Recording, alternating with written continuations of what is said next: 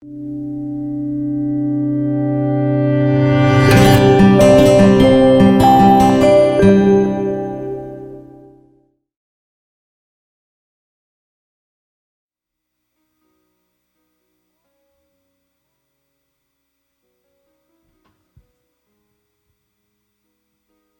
amada igreja do Senhor Jesus. É um grande prazer estar aqui. Quem aqui já foi ministrado por Deus nesta manhã? O Espírito Santo de Deus está aqui, sempre esteve. Mas hoje Ele tem feito algo extraordinário no meio de nós. Não tem feito, igreja? Amém? Não sei se vocês que já me conhecem há bastante tempo, minha voz está meio diferente hoje. Ontem, enquanto o apóstolo me deu a oportunidade para trazer a palavra, e eu sempre falei para Deus, falei, Senhor, quando o Senhor me der a oportunidade, eu jamais direi não. E depois que eu falei sim para Ele, eu cheguei ali fora e falei, ei, eu estou sem voz, como é que eu vou pregar? E aí eu fui embora e falei, Senhor, está nas tuas mãos. Mas espero que Deus me capacite, eu não tossa tanto também. Não é gripe não, viu gente? É porque eu peguei influenza 3 semanas atrás e ainda estou tossindo, a garganta está meio machucada, né? Amém? Então, hoje eu queria falar para vocês de milagres. Quem aqui acredita em milagres? Sabe por que você acredita em milagre? Porque você já é um milagre. Amém? Você está aqui é um milagre. Você ter nascido é um milagre. Todos nós somos um milagre. Obrigado, irmão. Deus abençoe. Quando o apóstolo lá, como eu vou falar de milagres, então eu vou começar dando um testemunho bem rapidinho. Quando o apóstolo lá falou do tombo, né? Eu era uma pessoa que vinha da raiz católica. Então, oração, reza para mim, era tudo coisa boa. E eu levava a minha esposa, quando o apóstolo começou lá no joelho, era um quartinho pequenininho. Eu não cheguei nem a entrar lá, mas por fora eu vi que era pequenininho. E eu deixava a minha esposa, pra você ter uma noção, eu não queria ir para a igreja e não queria que ela fosse. Quem aqui já foi assim? Não precisa levantar a mão, não. Entendeu? E eu levava ela, eu ia tomando cerveja, gente, eu era alcoólatra. Naquela época eu não assumia, mas hoje eu assumo, eu era alcoólatra. Eu bebia todo dia. Se eu não bebesse antes de trabalhar, eu não conseguia trabalhar. Eu era alcoólatra. E quando eu cheguei na igreja, eu levava ela, eu ia tomando cerveja. Eu era alcoólatra e irresponsável, porque eu dirigia bebendo. Bebia, dirigindo, com a latinha de fora assim ainda. E eu deixava ela na porta da igreja, com a latinha de cerveja na mão, e eu saía fritando o pneu do carro, para ela passar vergonha, para ela não ir mais. Esse era eu. E aí, no primeiro dia que eu fui no culto, né, o apóstolo pegou, terminando o culto, ele perguntou quem queria oração, e eu fui à frente. E ele orou por mim, e quando ele foi orar, eu já fiz isso aqui, ó. Porque eu cansava de ver na televisão os pastores orando, eu falava, é tudo armação. Aí eu já travei aqui, ó. Eu falei, quer ver ele me empurrar?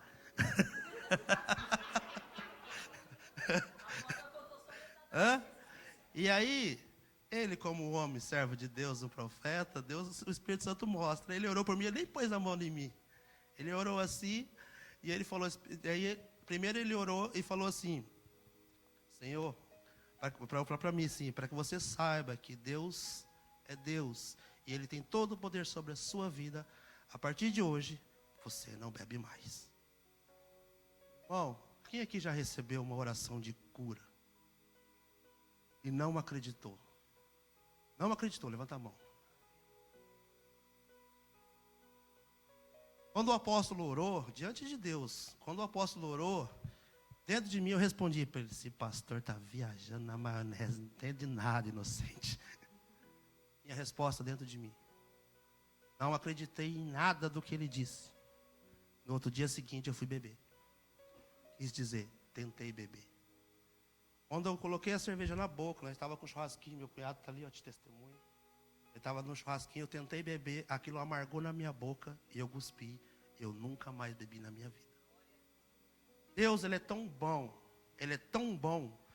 que eu mesmo não acreditando, Ele tirou o álcool da minha vida, tirou todo o desejo de beber e colocou o nojo no lugar. Quando eu sinto o cheiro de álcool, me dá ânsia. Sabe por quê, irmãos? Porque eu nem acreditei na oração. Você acha que eu ia parar de beber? Eu amava beber. Eu era alcoólatra. Hoje eu posso assumir isso, porque Deus me libertou. Então, parar de beber para mim era a mesma coisa de parar de comer. Vocês têm uma noção? Sabe o que é isso? Era a mesma coisa de parar de comer. Quem aqui já tentou parar de tomar refrigerante? Sim, por livre e espontânea vontade. Eu lembro que uma vez eu fui no congresso e o apóstolo ministrou. Eu acho que é. É? Gente, eu gostava muito de Coca-Cola. Eu quase não tomava água. Muito refrigerante, e principalmente Coca-Cola. E aí eu fui numa ministração e o apóstolo orando, ele falando assim, ministrando, ele pegou e falou assim: vocês amam seus filhos? Todo mundo, amém, amém, amém. Como é que você dá veneno para suas crianças beberem? E aí ele falou do refrigerante. Naquele dia, eu tomei uma atitude para mim. Ele não orou, Deus vai libertar você do refrigerante. Não. Eu tomei uma decisão. Falei, a partir de hoje, eu não vou beber mais refrigerante. Principalmente Coca-Cola. Porque eu era viciado em Coca-Cola. Outras coisas assim, eu bebia de vez em quando. Mas Coca-Cola era todo dia. Então, quando eu passava, meu irmão, no supermercado, que eu via Coca-Cola, salivava, que me dava água na boca. De vontade de tomar Coca-Cola. Durou 1 ano isso. Eu falei, não vou beber você, maldita. Mas salivava. Por isso que eu falo para você, por que eu estou dizendo isso? É muito mais fácil você deixar de tomar uma Coca-Cola do que você parar de fumar um cigarro e parar de beber bebida alcoólatra. Quando você toma a decisão de fazer por livre e espontânea vontade. Você fica ansioso, você fica nervoso, você fica estressado, dá dor de cabeça. Quantas pessoas que eu conheço que não acreditam em Deus, ou que não vivem dentro de uma igreja, mas acreditam em Deus, mas não têm a liberdade, ou ainda chegou a hora de sair dentro de uma igreja, elas já tentaram parar de fumar e de beber por livre e espontânea vontade, ficam nervosos, ao ponto, se é a mulher, o marido falar, ou se é o marido, a mulher falar, volte a beber, volte a fumar, porque é melhor do que aguentar você desse jeito dentro de casa insuportável. Quem já viu isso? Mas o nosso Deus, Ele é capaz de tirar um vício de você assim, ó. Mesmo você não crendo. Mas hoje eu queria mostrar para vocês 4 tipos de milagres na Bíblia. Existem milagres que você não precisa fazer nada. Deus simplesmente olha para o seu coração e Ele resolveu te livrar daquele problema. E fez um milagre na sua vida. Tem milagre que vocês têm que estar preparados para receber ele. E tem milagre que você tem que clamar para receber ele. E tem milagre que vem sobre a sua vida que você nem pediu e depois Deus tira. Ele te deu sem você pedir e depois Ele tira de você. Eu vou te mostrar isso na Bíblia. Amém? Aleluias. Abram suas Bíblias em 2 Reis, capítulo de número 5. Eu gosto muito dessa passagem que fala de Naamã. Era um capitão do exército, um cara muito... É como se fosse hoje um prefeito aqui de Higashiomi, um cara muito importante naquela época. Amém? 2 Reis, capítulo 5, todos amém? Aqui diz assim a palavra do Senhor. Ora, Naamã, capitão do exército do rei da Síria, era um homem notável diante do seu senhor e honorável, porque por seu intermédio o Senhor havia concedido libertação à Síria. Ele também era um homem poderoso e valente, porém era leproso. E os sírios haviam saído em campanhas e haviam trazido cativa da terra de Israel uma criada pequena, quer dizer, uma menina pequena. E ela servia a esposa de Naamã. E ela disse à sua senhora: tomara que o meu senhor estivesse com o profeta que está em Samaria, porque ele o restauraria da sua lepra. E um entrou e contou ao seu senhor, dizendo: assim e assim disse a criada que é da terra de Israel. E o rei da Síria disse: vai lá. Vai, eu enviarei uma carta ao rei de Israel. E ele partiu.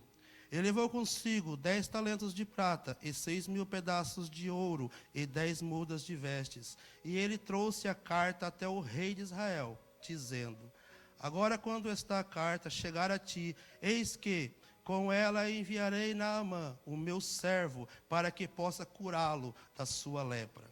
E sucedeu quando o rei de Israel leu a carta, que ele rasgou as suas vestes e disse: sou eu Deus para matar e fazer viver? para que este homem verdadeiramente envie-me um homem para ser recuperado da sua lepra? Porquanto considerai e insisto convosco, e veste como ele busca contenda contra mim. E assim sucedeu quando Eliseu, o homem de Deus, ouviu que o rei de Israel havia rasgado as suas vestes, que ele enviou ao rei, dizendo: por que rasgaste as tuas vestes? Deixa que venha até mim, e ele saberá que existe um profeta em Israel. Assim, Naamã veio com os seus cavalos e com a sua carruagem, e parou à porta da casa de Eliseu. Eliseu enviou um mensageiro a ele, dizendo: vai e te leva no Jordão, e te lava 7 vezes, e a tua carne virá novamente a ti, e tu serás limpo. Porém, Naamã ficou irado, e foi-se embora, e disse: eis que pensei, ele certamente sairá até mim, e se porá de pé, e clamará o nome do Senhor, o seu Deus, e baterá com a sua mão sobre o local, e recuperará a lepra. Não, são Abana e o Farpar, os rios da Damasco, melhores do que todas as águas de Israel? Não posso eu me lavar neles e ficar limpo? Assim ele se volveu e partiu em fúria. E os seus servos se aproximaram e falaram a ele e disseram: meu pai, se o profeta tivesse te pedido para fazer uma coisa grande, não terias feito tu? Quanto mais agora que ele te disse: lava-te e ficas limpo? Então ele desceu e mergulhou 7 vezes no Jordão, e segundo o dizer do homem de Deus, e a sua carne retornou como carne de uma pequena criança, e ele foi limpo. Nós vemos aqui um milagre. Sabe, gente, muitas pessoas deixam de receber o milagre de Deus por um simples motivo: orgulho e arrogância. Nós vemos um homem que era general de um exército, e quando ele chega, ele já se sentiu ofendido porque Eliseu, o profeta, não veio receber ele na porta de sua casa, mas sim enviou um servo e disse para ele: vá ao Rio Jordão e mergulhe 7 vezes e você será curado. E aí ele, além de ficar irado porque o profeta não o recebeu, e ainda o profeta manda ele mergulhar no Rio Jordão, e ele diz que na terra dele os rios eram muito mais limpos e águas cristalinas do que o Rio Jordão, porque ele não podia se lavar lá no país dele e ser curado. Então, muitas vezes Deus chega diante de nós, Ele te pede algo. Nós chegamos a Deus e pedimos: Senhor, me ajuda, faz um milagre na minha vida. E Deus fala para você: filho, faça isso. Você se ira, você não concorda com Deus e você briga com o Senhor. E aí, nessas horas, irmãos, é bom você ter uma pessoa ao qual você confia.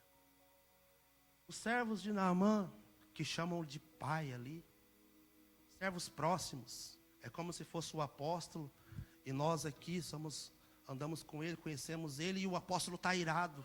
Ele não ira não, viu, gente? Mas estou só usando como referência. E nós chegamos nele e falamos: apóstolo, vamos ver por outro lado, tal. Esses servos chegam em Naamã e falam para ele assim: meu senhor, se o profeta tivesse pedido para ti algo que seria impossível do homem fazer, o senhor não faria para receber essa cura? Ele parou e pensou: então por que não pode mergulhar no Rio Jordão? Naamã engoliu o seu orgulho, engoliu a sua razão e foi lá e mergulhou no Rio Jordão. Eu fico imaginando Naamã mergulhando uma vez e olha para a sua lepra. Vocês sabem o que é lepra? Todos sabem o que é lepra? Alguém sabe o que é lepra? Quem não sabe, levanta a mão. Todos sabem, né? Amém? E Naamã mergulha uma vez, ele olha assim e vê que a sua carne ainda está toda machucada, cheia de feridas, e não está curado. Ele mergulha a segunda vez, a terceira, a quarta, a quinta, a sexta vez, ele olha e está do mesmo jeito. Você mergulharia a 7ª? E desce a 7ª vez. E quando ele sobe, a Bíblia diz que a pele dele estava como pele de criança, restaurada.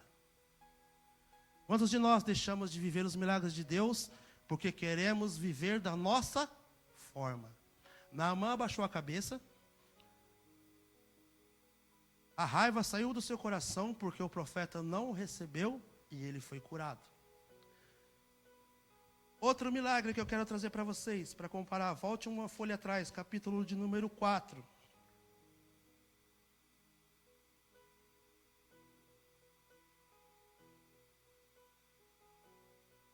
Capítulo de número 4 vai falar de uma viúva pobre. Aqui está escrito assim a palavra de Deus. Todos encontraram uma folha atrás, capítulo 4. Aqui é outro milagre. Ora, clamou ali uma certa mulher das esposas dos filhos dos profetas a Eliseu, dizendo: o teu servo, o meu marido, está morto. E tu sabes que o teu servo verdadeiramente servia ao Senhor, e o credor veio para levar consigo os meus 2 filhos e serem servos dele. Eliseu disse a ela: o que farei por ti? Conta-me, o que tens tu em tua casa? E ela disse: a tua criada não tem nada na casa, além de uma botija de azeite. Então ele disse: vai, pede para ti vasos emprestados de todos os teus vizinhos, vasos e vazios. Não peças poucos. E quando tu entrares, fecharás a porta diante de ti e diante dos seus filhos, e derramarás dentro de todos os vasos, e tu porás de lado aquele que estiver cheio. Assim ela se foi diante dele e fechou a porta diante de si e seus filhos, que trouxeram os vasos para ela, e ela o derramou. E sucedeu que, quando os vasos estavam cheios, ela disse a seu filho: traz mais um vaso. E ele disse: não há mais vaso. E o azeite parou. Então ela veio e disse ao homem de Deus. E ele disse: vai, vende o azeite e paga a tua dívida, e vive tu e teus filhos do restante. Nós vemos aqui mais um milagre, que precisou de algo da pessoa. Lembra que eu disse no começo que existem milagres que precisam de algo de você? Essa mulher, ela era esposa de um profeta, e ele veio a falecer. Ele era servo de Deus, na casa de Deus naquela época. E ele devia para uma pessoa, e essa pessoa veio cobrar. E naquela época, quando você não tinha dinheiro para pagar a sua dívida, os seus filhos viravam escravos daquela pessoa, pelo tempo da dívida que você tinha. Então, o credor veio buscar os 2 filhos dessa mulher e levar eles. E essa mulher, antes em desespero, ela vai ao profeta Eliseu e pede socorro. Eliseu olha para ela e pergunta: o que você tem na sua casa? Ela só tinha um vaso com azeite. Isso significa que ela não tinha mais nem comida, não tinha mais dinheiro, e só restava aquele vaso com azeite. E além disso, ela estava a ponto de perder os seus 2 filhos. Quantos de nós chegamos a um ponto da nossa vida que nós olhamos e não vemos saída?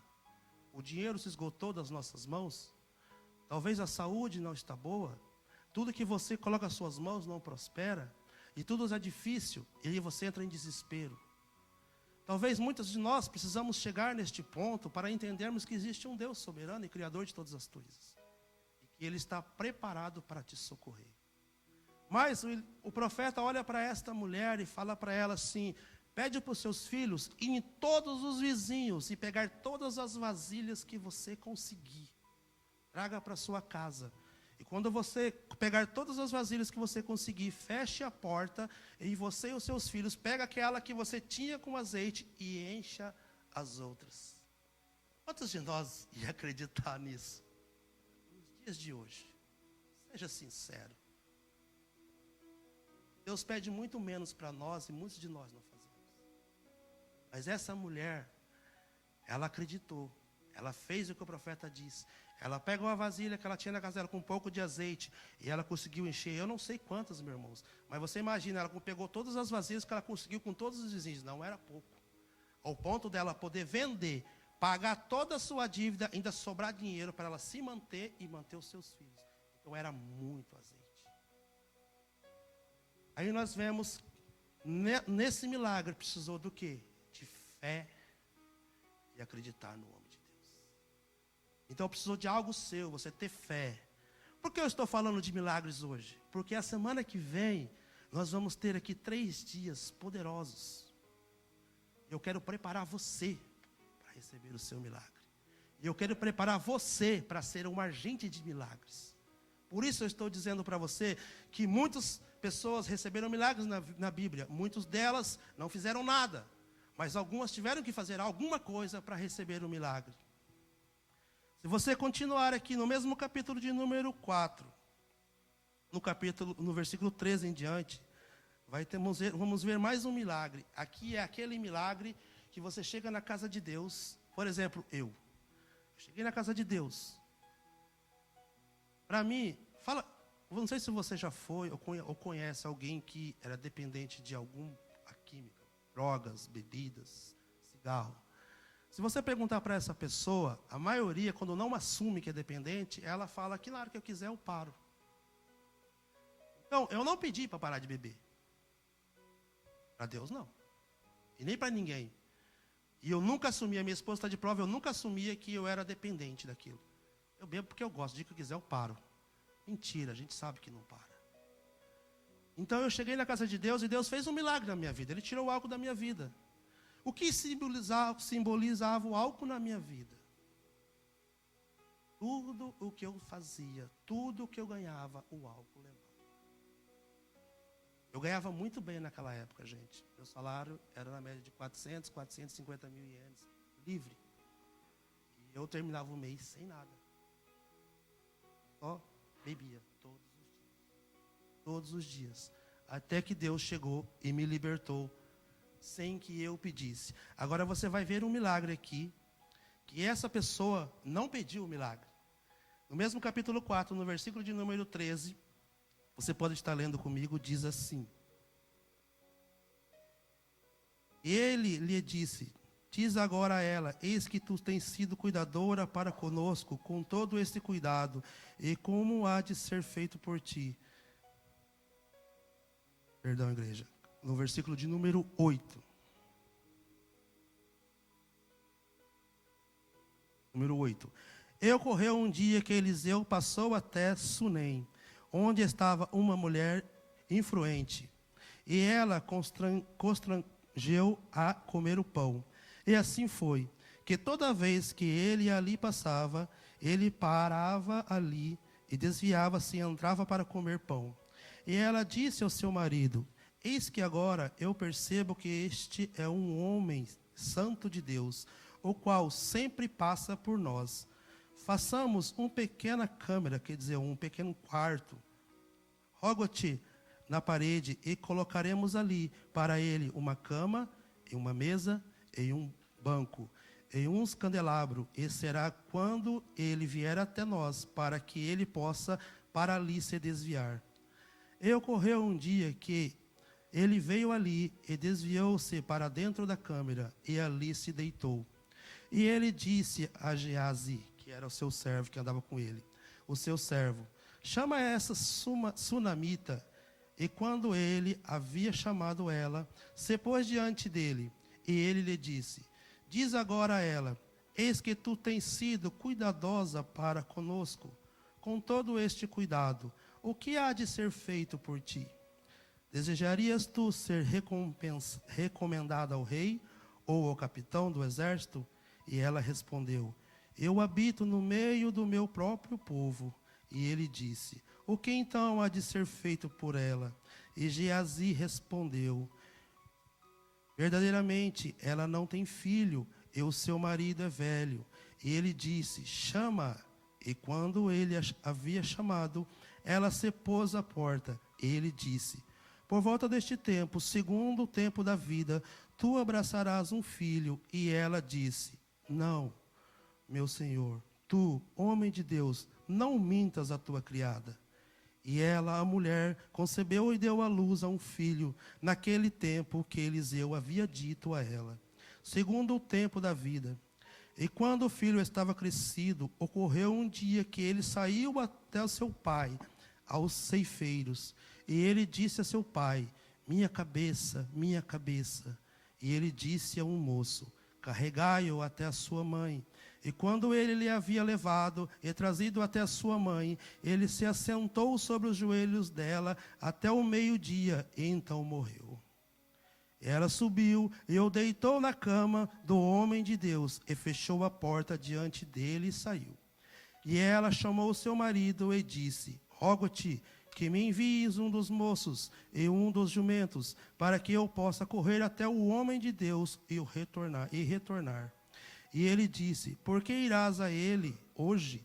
Não é nem lua nova, nem Shabat. E ela disse: isso será bom. Ela então selou um jumento e disse ao seu servo: conduz e segue adiante. Não detenhas a tua cavalgada por minha causa, exceto se eu te pedir. Assim ela foi e chegou ao homem de Deus no Monte Carmelo. E sucede que, quando o homem de Deus a viu ao longe, ele disse a Geazi, o seu servo: eis que acolá está aquela sunamita. Corre agora, rogo-te para encontrá-la, e diz a ela: está bem contigo? Ela bem com o teu marido, está bem com o teu marido? E ela bem com seus filhos? E ela respondeu: está bem. E quando ela chegou até o homem de Deus no outeiro, ela agarrou-o pelos pés. Mas Geazi se aproximou para afastá-la, e o homem de Deus disse: deixe-a por si, porque a sua alma está atormentada dentro dela. E o Senhor ocultou isso de mim e não me contou. Então ela disse: pedi eu um filho ao meu Senhor? Não disse eu: não me enganes?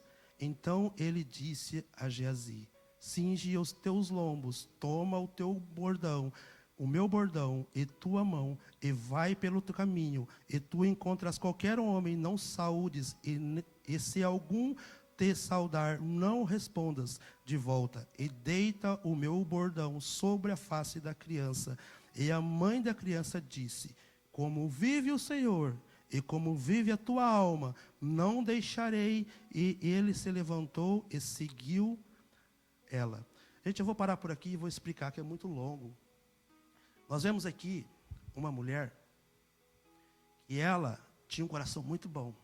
Você imagina que você mora numa casa e todo ano um profeta passa por aquelas terras, por onde você mora, e você chama ele para tomar um café na sua casa, para descansar, passar uma noite. Naquela época, vocês entendem que não tinha carro.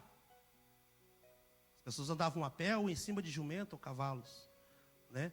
Então, para você, por exemplo, ir daqui em Nagoya, imagina quanto tempo você gastaria para ir e voltar. Uma pessoa que fosse levar uma palavra lá em Nagoya, ou uma direção de Deus lá em Nagoya, ela teria que ir arrumar um lugar no meio do caminho para descansar, passar a noite e continuar a caminhada. E essa mulher, toda vez que o profeta passava pela sua casa, ela abria as portas e cedia para ele um lugar para descansar, dormir e comer.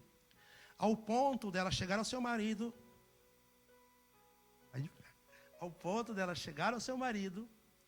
e pedir para ele construir um quartinho para o profeta. E o seu marido constrói esse quarto, bota uma cama, bota ali uma mesinha para ele estudar, né? E um lugar aconchegante para o profeta. Só que o profeta, ele olha para o coração daquela mulher e pergunta para o seu servo: o que será que ela precisa? O que nós podemos fazer para recompensá-la pelo que ela fez por nós? E aí ele chama ela e ela diz que não precisa de nada. Mas Geazi, o seu servo, percebe que essa mulher não tem filho, e que o seu marido já era de uma certa idade. E aí o profeta pega e fala, chama ela e fala assim, que ela vai ter um filho. E a palavra de Deus, como nós lemos, ela fala assim: não, meu senhor, não mintas para mim, não me enganes. Porque ela falava assim: eu não estou pedindo um filho, então não minta para mim que eu vou ter. Não me dê, como eu posso dizer assim, esperança. Você imagina, às vezes você precisa de um milagre na sua vida, mas você acha tão impossível que você, quando a pessoa diz que Deus vai fazer, você fala: não fala isso, não me dê esperança. Porque se não acontecer, eu vou ficar mais triste ainda. Mas o profeta liberou a palavra, e no tempo que o profeta disse, ela teve o seu filho. Nós lemos aqui.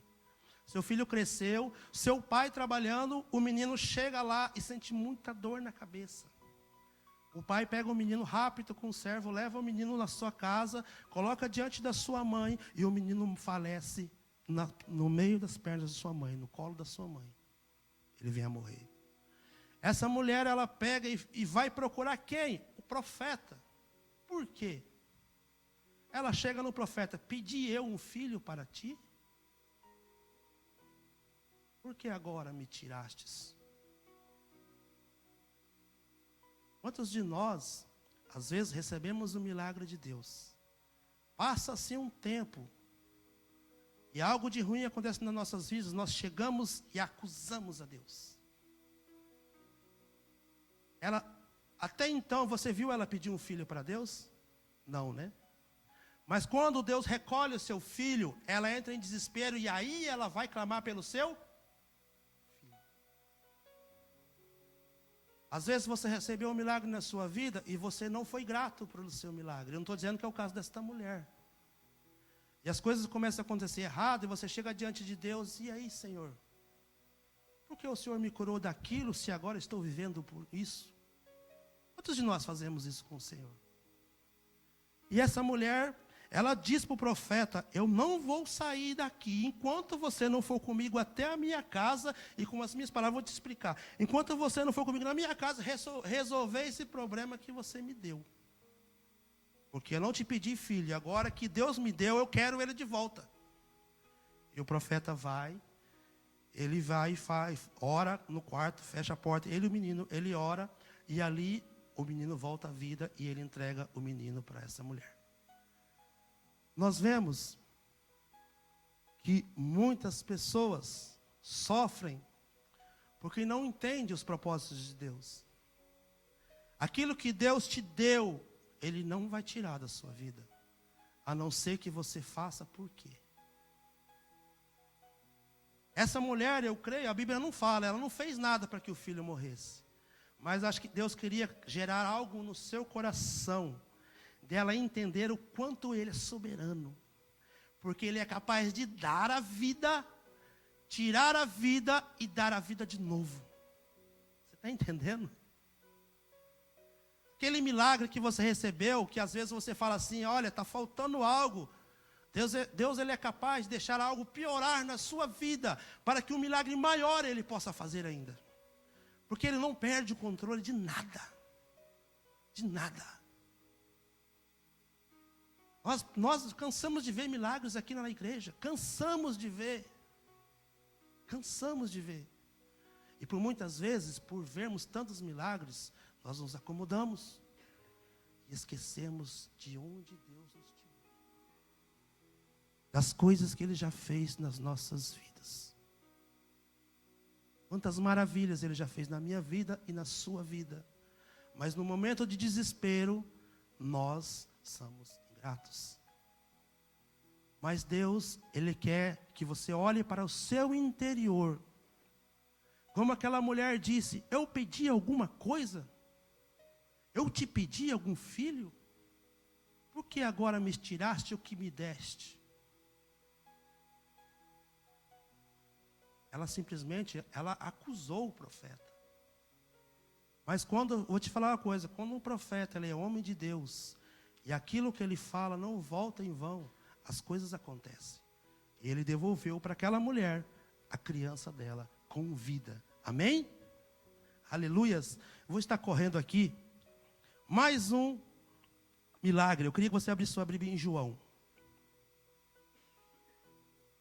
Ela está encerrando. João, capítulo de número 6.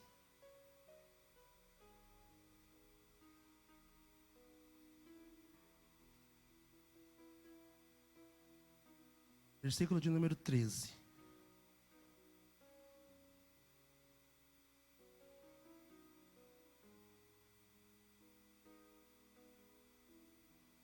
Amém? Todos encontraram?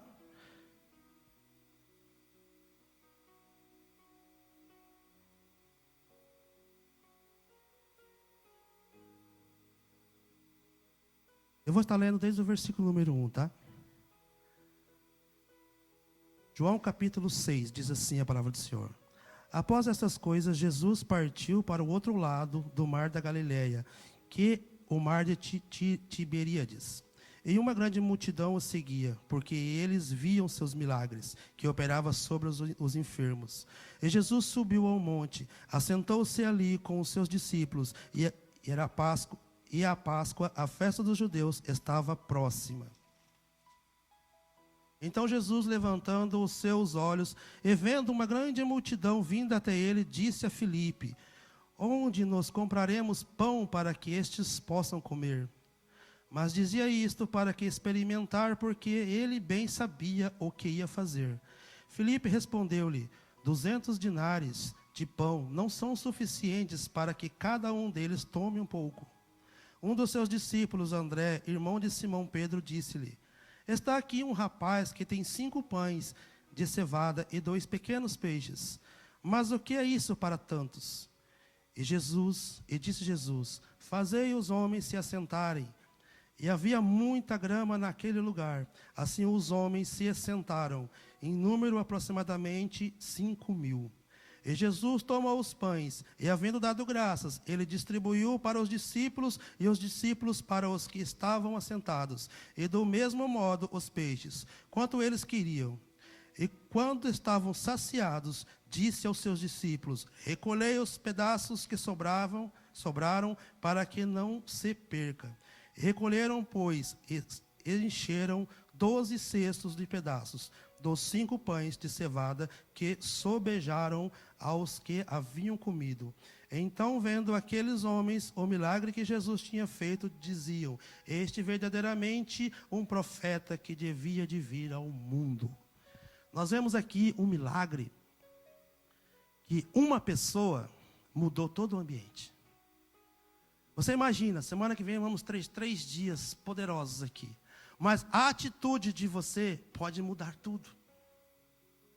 Porque Jesus, ele chega diante de um discípulo, ele fala assim: olha, tem aqui mais ou menos 5.000 homens. Como vamos fazer para sustentar tantas pessoas? Eles estavam no deserto. E Jesus tinha medo de mandar aquelas pessoas voltarem para suas casas, e elas com fome, porque elas estavam ali há muito tempo ouvindo a ele falar. E ele falou: precisamos dar alimento para elas, para que elas possam ter forças para voltar para suas casas. E Jesus, ele chega no seu discípulo, né, e fala para ele: ei, o que é que nós vamos fazer? Jesus já sabia o que ia fazer. E esse discípulo diz: mesmo que a gente tivesse uma grande quantia de dinheiro, onde a gente ia comprar tanto pão para essas pessoas comerem? Não tem como. E ele ainda fala: um pedaço para cada um.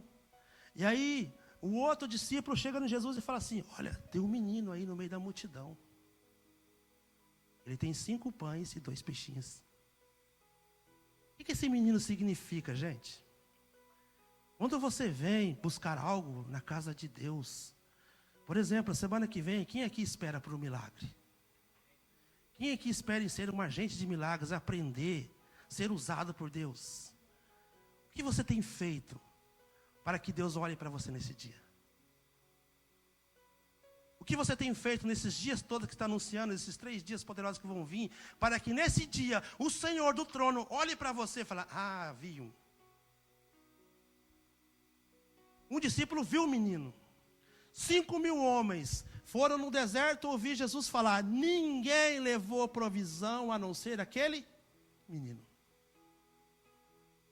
O único que pensou, falou assim: se Jesus pregar 2 dias, eu vou estar lá com meus 5 pães, meus 2 peixinhos, vou tomar meu cafezinho, vou almoçar e vou estar preparado para ouvir Jesus. Esse menino se preparou. E por ele ter se preparado,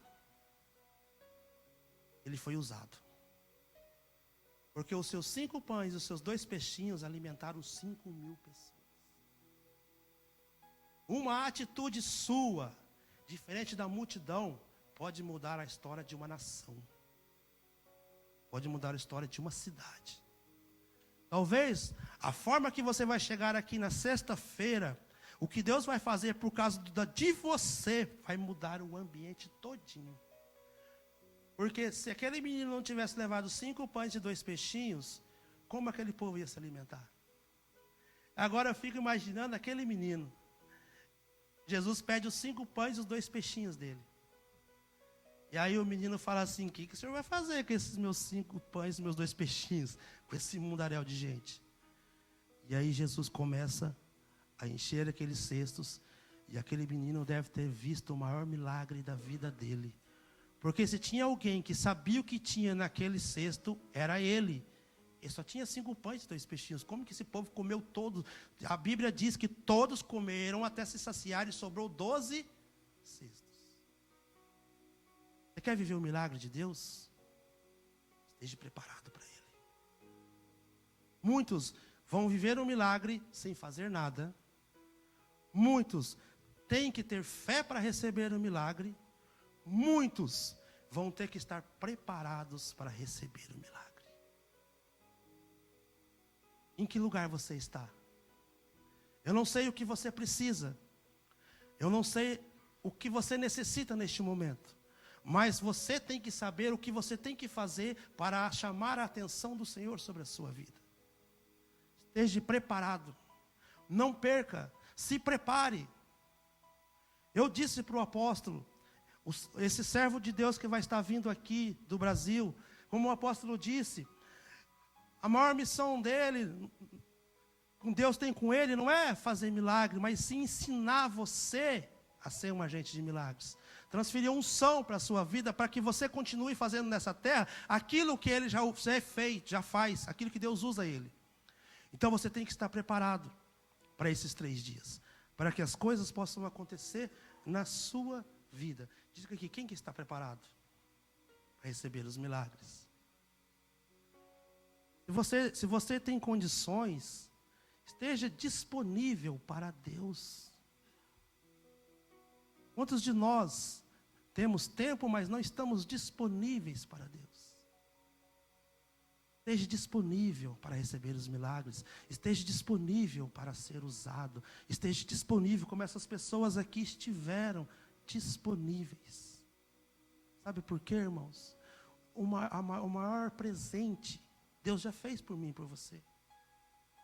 João 3,16, ele nos diz que Deus amou o mundo de tal maneira que deu o seu Filho, o unigênito, para que todos que nele crê, não pereça, mas tenha vida eterna. Existe um milagre maior que esse? Mas a palavra de Deus também diz que Deus nos deu vida e vida em abundância. E essa vida e vida em abundância é aqui na terra. Muitos de nós que passamos por problemas, sofremos, achamos que essa vida e vida em abundância vai ser no céu. Não, vida e vida em abundância é aqui na terra. Por isso, vocês têm que estar preparados para viver essa vida e vida em abundância. Você tem que estar com o seu coração aberto para entender e receber o melhor de Deus. E Deus, Ele tem enviado o melhor dEle para a sua vida. Mas talvez muitos de nós não estejamos como esse menino, preparado.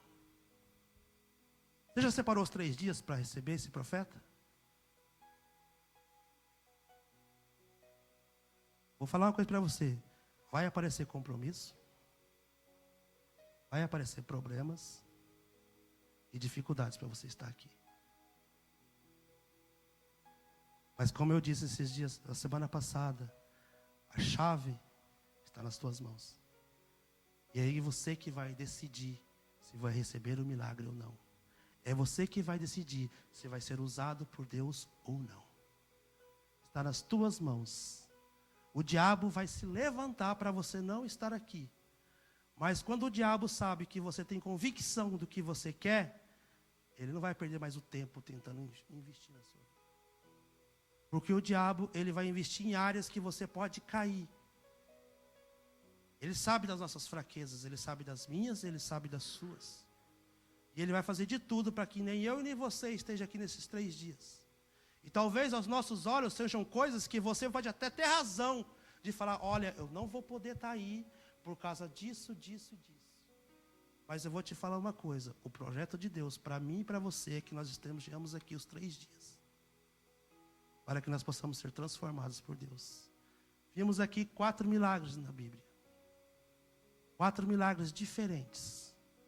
Mas todos eles aconteceram porque alguém se posicionou, alguém acreditou, alguém pagou o preço. Levante a sua mão assim. Diga, eu serei como aquele menino que trouxe 5 pães e 2 peixinhos e alimentou uma multidão. Essa é a palavra que eu trago para vocês hoje. Que vocês meditem nela. Porque Jesus quer usar os seus 5 pães e os seus 2 peixinhos para alimentar esse Japão. Aonde pescar você sabe. Aonde produzir o pão você sabe. Está nas tuas mãos. Esteja disponível para o Senhor. Amém?